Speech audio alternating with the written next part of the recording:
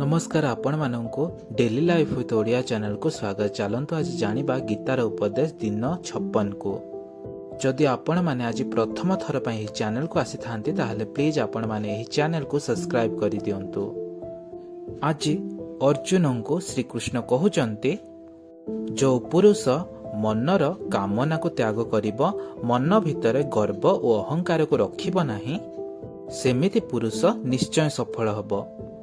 एठारे पुरुष समग्र मनुष्य जाति पाई कुहा जाइछि एवं पुरुष ब्रह्म को प्राप्त करिबो।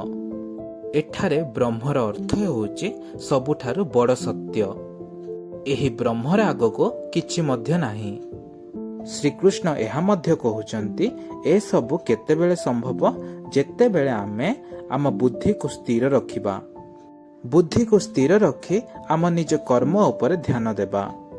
जेतेबेले सबु संभव होइजिबो आमे निश्चय आम लक्ष्य पाखरे पहुंची पारिबा।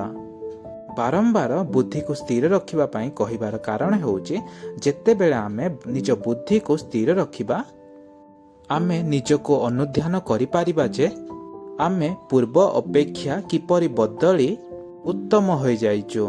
आज पई गीतार उपदेश एतिकी रहुछि। नमस्कार।